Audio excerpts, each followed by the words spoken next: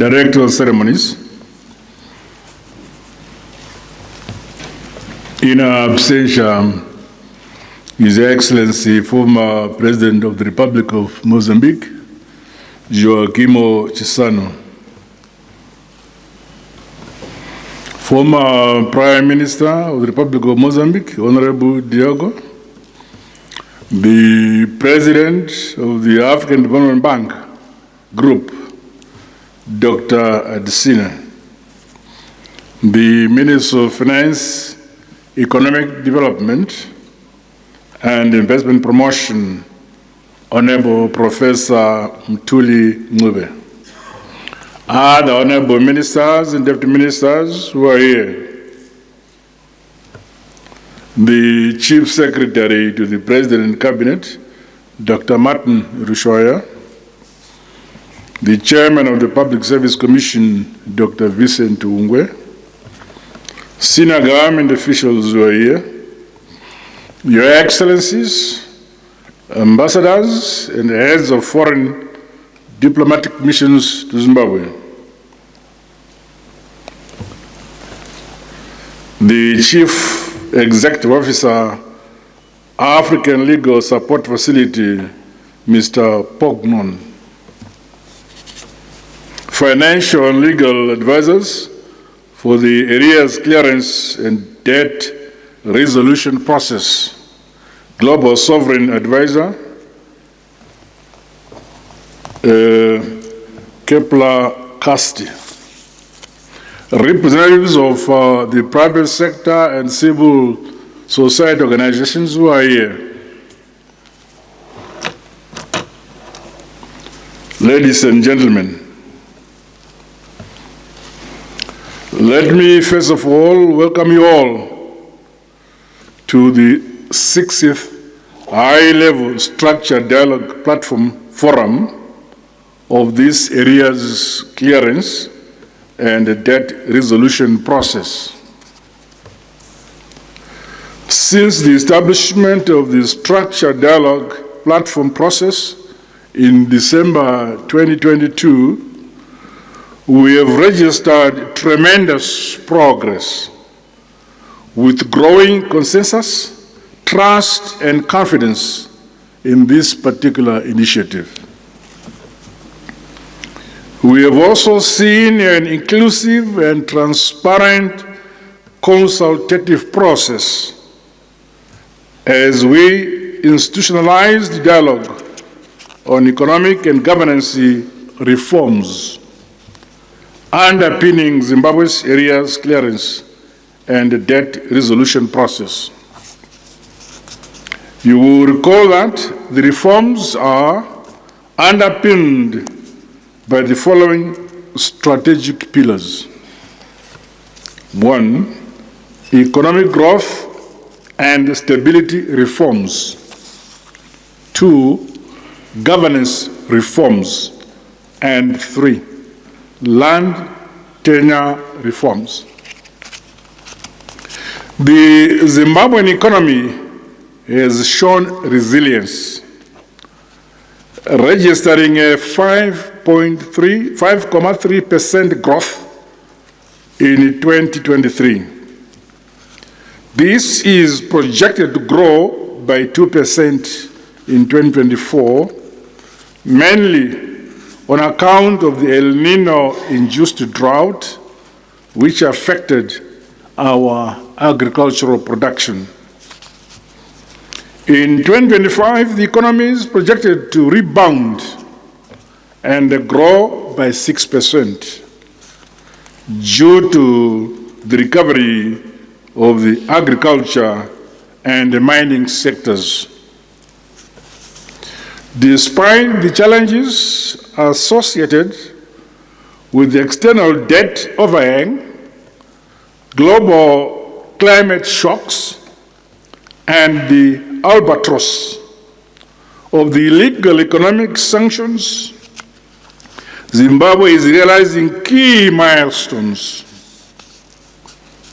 Government remains committed to maintaining fiscal discipline through sustainable budget deficits of less than 2% of our GDP. Similarly, tight monetary policy to support the effective management of money supply growth will remain in place. Coordination between fiscal and monetary policies will ensure stability of the exchange rate and the low single-digit inflation. To bolster macroeconomic stability, my government, in April 2024, introduced a new local currency, the Zimbabwe gold, which we call ZiG. In addition, all Reserve Bank of Zimbabwe foreign currency liabilities were transferred to Treasury, and these are now being financed through the national budget. In terms of the exchange rate, there is now greater flexibility on the foreign exchange market. To encourage implementation of further economic reforms under the arrears clearance and debt resolution process, my government is currently negotiating a staff-monitored program, SMP, with the International Monetary Fund, the IMF. The implementation of any reforms under the SMP, however, impacts negatively on the vulnerable groups of our population. In this regard, the protection of the vulnerable groups through effective social protection programs is of critical importance to my government. With regards to the land tenure reforms, my government, in October 2024, made a bold decision to give security of tenure to all the beneficiaries of the land reform program. This is in line with Section 292 of our Republic's Constitution.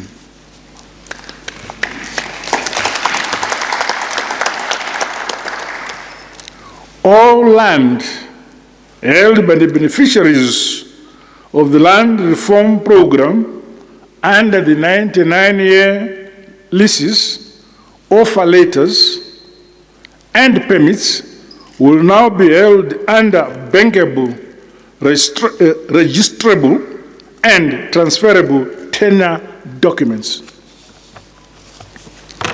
In line with the Global Compensation Deed signed in 2020, my government made an allocation of US $35 billion in the 2024 national budget. I'm pleased to highlight that a total of 444 applications for compensation under the Global Compensation Deed were approved. Were approved to date for payment by the Compensation Committee. An amount of US $20 million was allocated in the 2024 national budget for compensation of firms protected by bilateral investment protection and promotion agreements. So far, 94 applications have been approved for payment. The government and people of Zimbabwe deem it in their fundamental interest and a part of their national character to consolidate constitutionalism, the rule of law, good governance, and the protection of constitutionally enshrined rights and freedoms. Governance reforms are therefore guaranteed under the Second Republic. A countrywide decentralization of our judicial delivery system is ongoing. Meanwhile, the fight against corruption is being strengthened with the anticipated enactment of the Whistleblower Protection Bill, Witness Protection Bill, Anti-Corruption Amendment Bill, as well as the Assets and the Conflict of Interest Bill. Further, the Private Voluntary Organization PVO's bill is expected to enhance transparency and accountability within that sector, while also augmenting our fight to prevent the financing of terrorism and the money laundering through PVOs. In order to improve the human rights environment in the country, the abolition of the death penalty bill is undergoing parliamentary approval processes. The Zimbabwe Human Rights Commission has been decentralized. The establishment of the Zimbabwe Independent Complaints Commission, in line with Section 210 of our Constitution, will undoubtedly enhance the culture of transparency and accountability in our security sector. Ladies and gentlemen, since our last high-level structured dialogue platform meeting in June 2023, and following the successful national harmonized general elections in August 2023, the reforms and modernization of various aspects of our public sector have been scaled up. Meanwhile, transformative infrastructure development projects across the country are changing the quality of life of our people.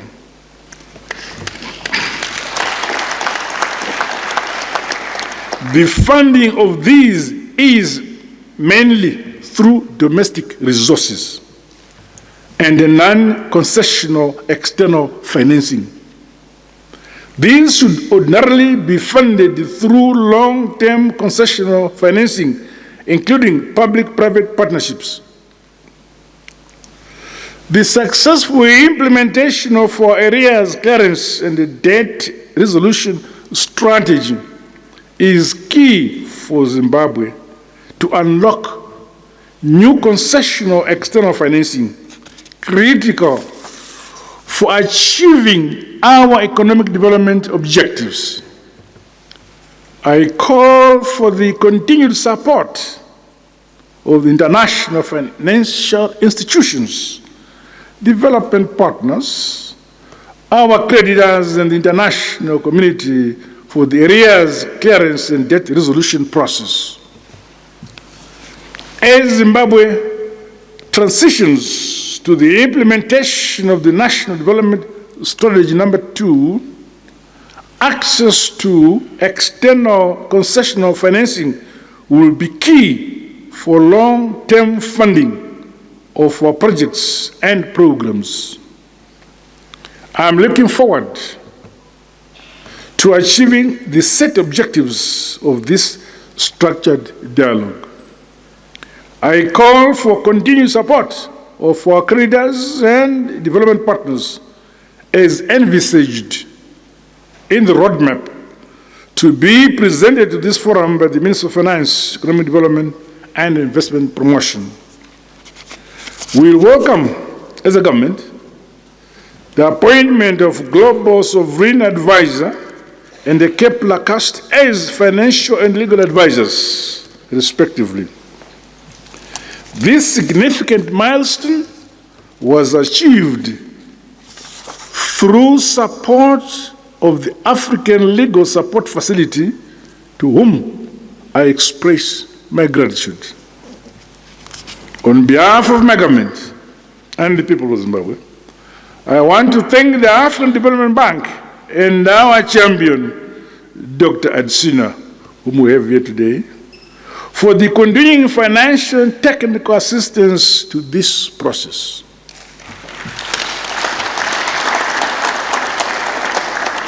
Gratitude is further equally extended to our high-level facilitator, former President and colleague of the Republic of Mozambique, His Excellency João Joaquim Chissano, for his support, including engagements with various stakeholders.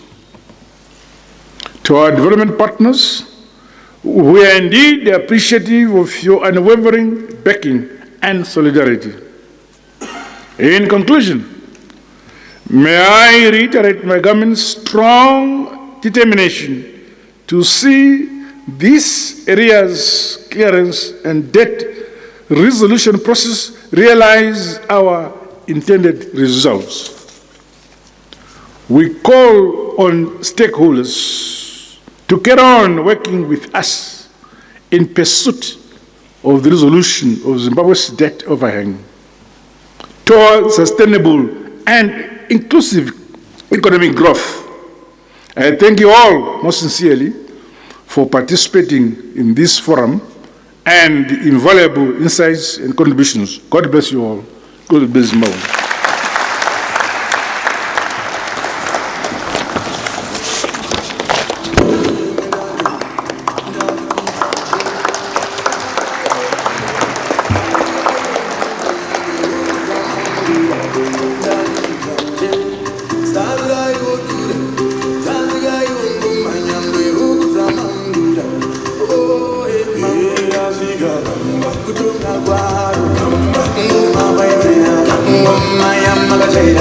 Mnangagwa,